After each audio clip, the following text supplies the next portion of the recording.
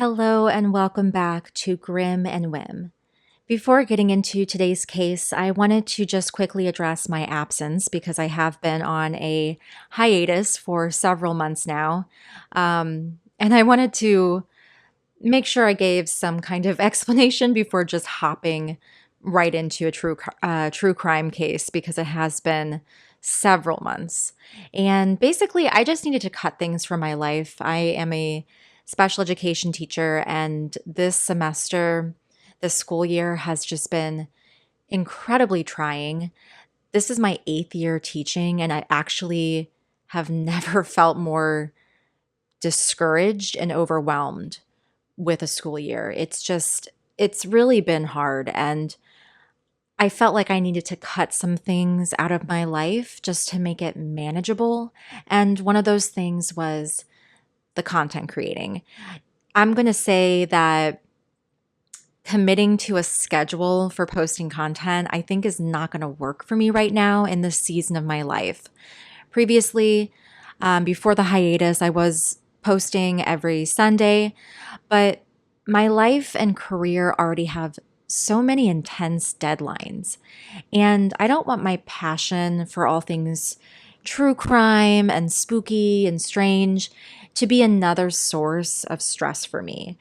I love having an outlet to talk about stories and topics that I'm interested in. So, with all that being said, thank you so much for sticking with me.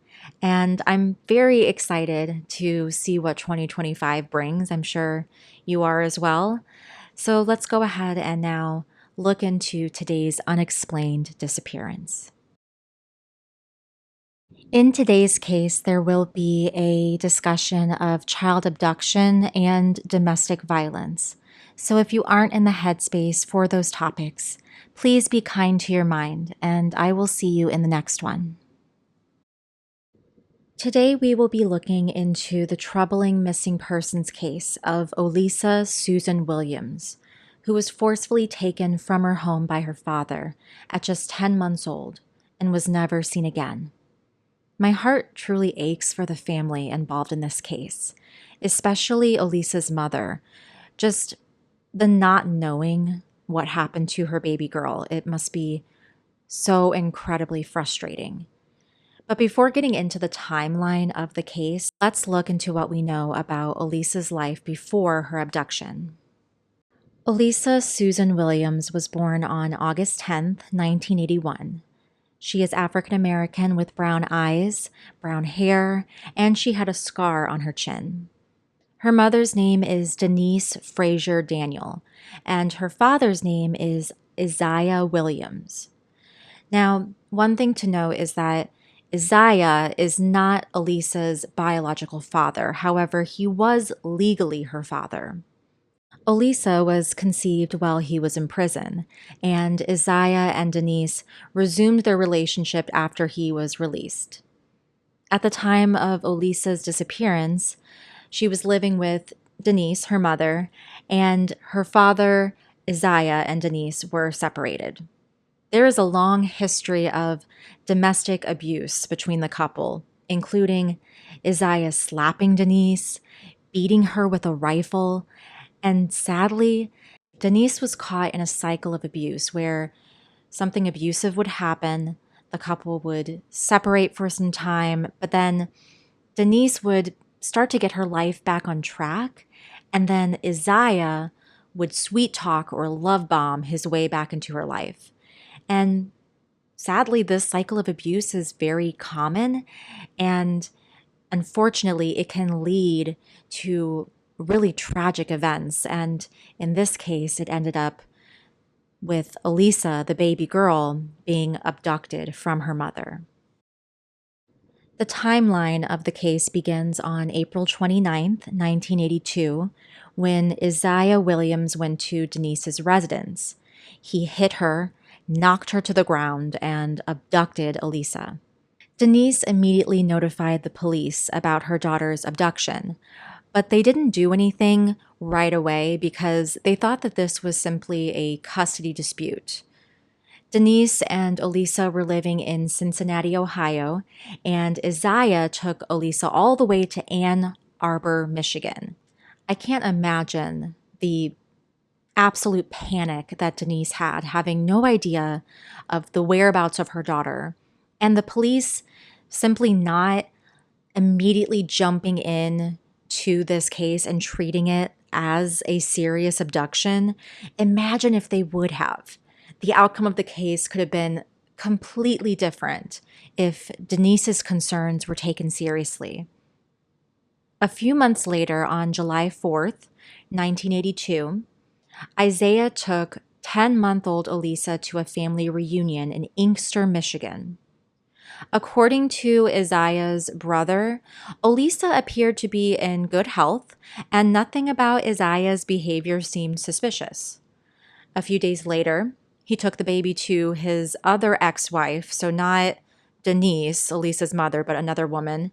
And according to the other woman, Olisa appeared to be in good health, and nothing seemed out of the norm. On July 9th, Isaiah was served with a summons ordering him to produce Olisa in court and explain his violation of a restraining order. The very next day, according to Isaiah's ex-wife, Olisa was just gone. The investigation into Elisa's case began with Isaiah Williams, who appeared in court in February 1983 without Elisa, and he told the court that he would reveal what happened to Elisa if the judge dismissed the restraining order violation. And this is so infuriating to me because a child's well-being should never be contingent on a parent's motives, what they want, especially since this parent's motives were to evade punishment. And obviously, the judge refused and threatened to jail him. Isaiah then told the court that he last saw Olisa sometime in June 1982.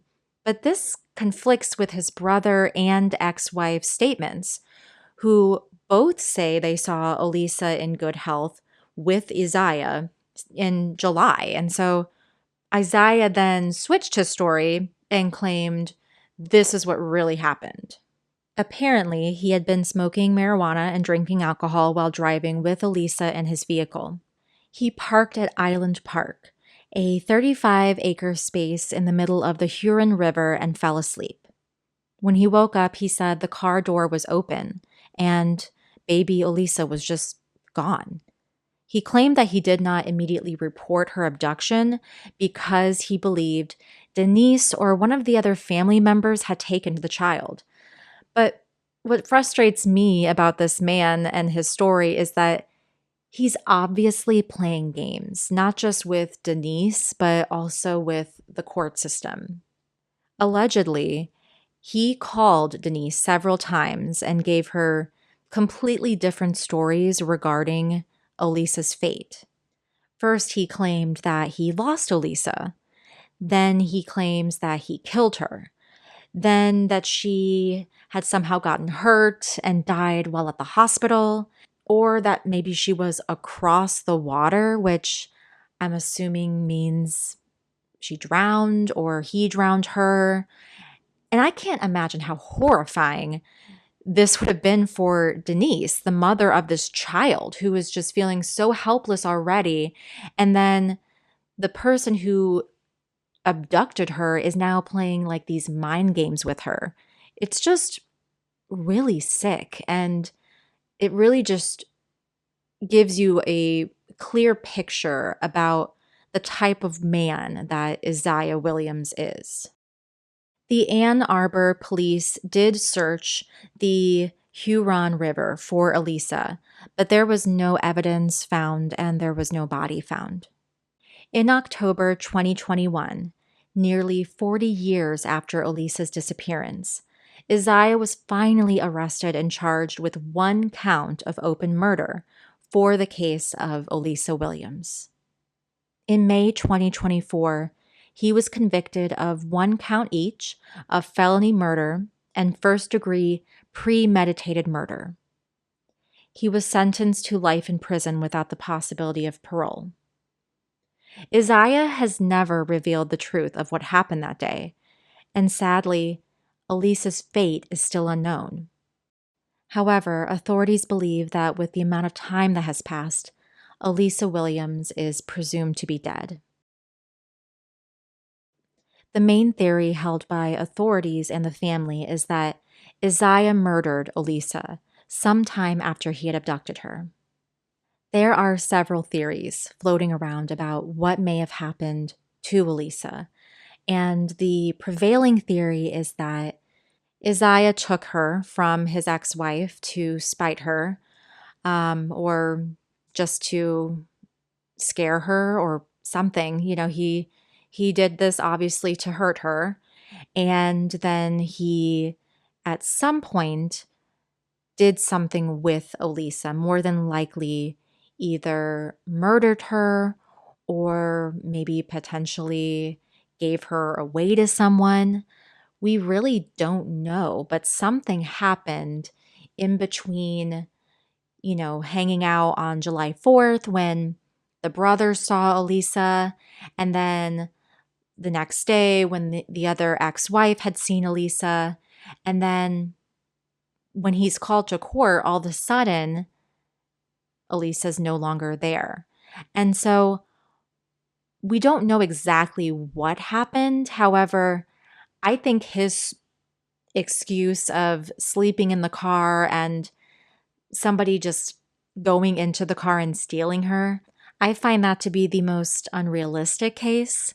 However, it is possible. I mean, it is possible that he abducted her and then while abducting her, someone else abducted her. I mean, it's definitely possible, but I think more than likely he did something to Olisa, probably to make his ex wife, Denise, angry and upset. And until Isaiah chooses to be honest and forthcoming about what really happened, we may never truly know. Olisa was just 10 months old when she was abducted by Isaiah in 1982, so she would be 43 years old today. In August 2024, the family held a beautiful memorial service for Olisa, following Isaiah Williams' conviction. Her mother, Denise, said that the conviction and the memorial service was closure, but bittersweet closure. Despite not recovering Olisa's body, the memorial served to bring some kind of closure to the cold case and to Olisa's loved ones and the community. The memorial was hosted by Olisa's mother at a community church in Ann Arbor, and roughly 40 people gathered to celebrate Olisa's life with a meal, a few speeches, and the release of 43 butterflies, one for each year of her daughter's age, if she had still been alive.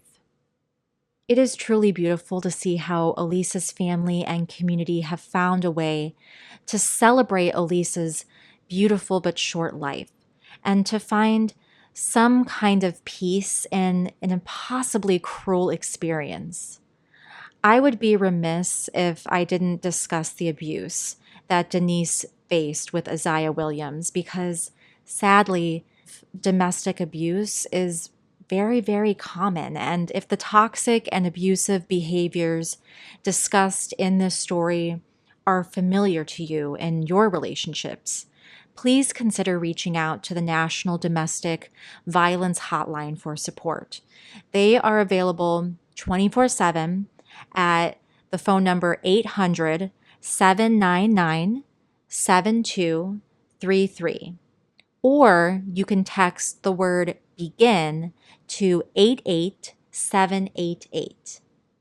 Also, if you happen to have any information regarding the disappearance of Olisa Williams, please contact the Ann Arbor Police Department at 313-994-2850. I'll be putting that number as well as the sources for the National Domestic Violence Hotline and the case information sources in the description section of the episode. And with all that being said, Thank you for listening. Be safe, and I'll see you in the next one.